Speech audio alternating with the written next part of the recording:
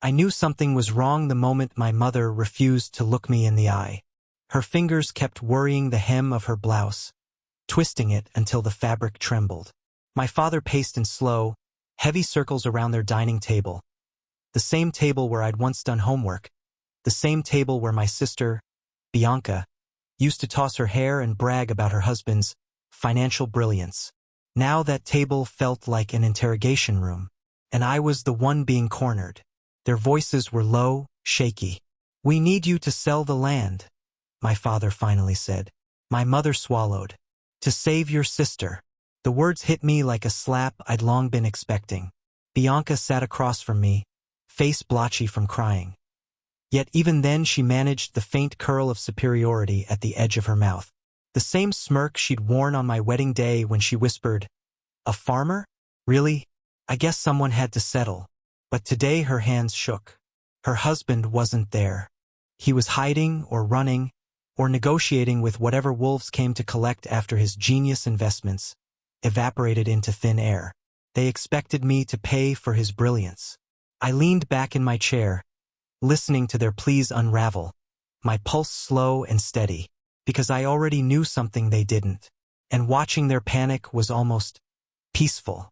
I waited until they ran out of excuses, until the silence coiled tight between us. Then I said the sentence that made Bianca's eyes go flat and glassy. "The land isn't mine to sell." Her mouth opened, ready to spit something cutting, right before my husband stepped through the doorway. And that's when her face drained of color entirely. But that's the end of the story, the part they never saw coming. The real beginning started years before. Bianca and I used to be close. We shared clothes, secrets, whispered plans for the future. But something changed when she met Daniel, her financial prodigy. The man who treated money like oxygen and everyone else like furniture. Bianca loved the shine of him, the suits, the confidence, the way he said market like he owned one. When I met Noah, he wasn't shiny. He spoke softly, worked with his hands, walked the fields like he belonged to the earth itself. Bianca laughed. "You could do better," she told me.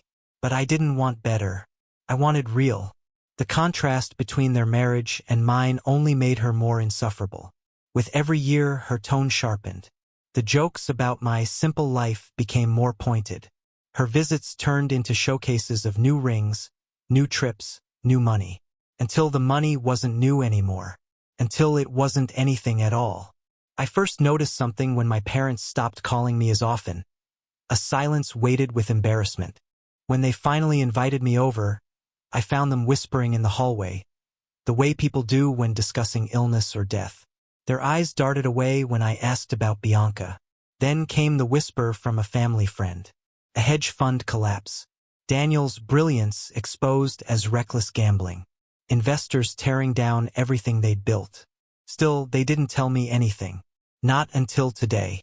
But their secrecy wasn't the real betrayal. It happened months before, at a barbecue at my parents' house. I'd stepped onto the patio and caught Bianca mocking me. My clothes, my home, my husband, with her friends, laughing like cruelty was a shared language. I stood there quietly, watching her ridicule the man who'd given me everything she'd never understand. That was the first crack. The collapse was just the consequence. I could have confronted her, could have thrown her words back at her. But I didn't. I went home, sat across from Noah at our kitchen table, and told him everything. Her insults, her pride, her disdain for what we'd built. He took my hand calmly. "We rise by roots," he said, and I knew what he meant. Revenge didn't need yelling or theatrics. It needed patience, clarity, and timing. That week, Noah finalized the paperwork transferring full ownership of the land, hundreds of acres worth far more than Bianca ever suspected, into his name alone. A choice we'd discussed months prior, for reasons unrelated to her. But it suddenly felt poetic. I didn't plan revenge. I prepared for justice. Then I waited. When the calls came, my mother's voice brittle, my father's tight, I listened. I let them explain how Daniel didn't just lose his money. He'd borrowed against his future. And theirs. I let Bianca pretend humility for the first time in her life. I let them beg. I asked questions they couldn't answer, watched their eyes fill with desperation, stayed calm when they hinted at obligation, at duty, at family loyalty. Every word they spoke only stacked the deck higher. And all I did was wait for the moment they asked the fatal question, "Can you sell the land?" Present day. Dining room. 3 scared faces. Cleared my throat. "The land isn't mine." Bianca scoffed. "Of course it is. You married?" She stopped when Noah stepped forward, leaning casually against the doorframe. "The land is mine," he said. Calm. Steady. Final. My parents stared at him. Bianca blinked, confusion turning to realization turning to fear. Because she knew. She knew Noah would never bail out a man who once called him dirt under his shoes. She looked at me then, really looked, as if seeing me for the first time. And she understood. All those years she mocked me for marrying a farmer. She never realized farmers own the ground other people beg to stand on.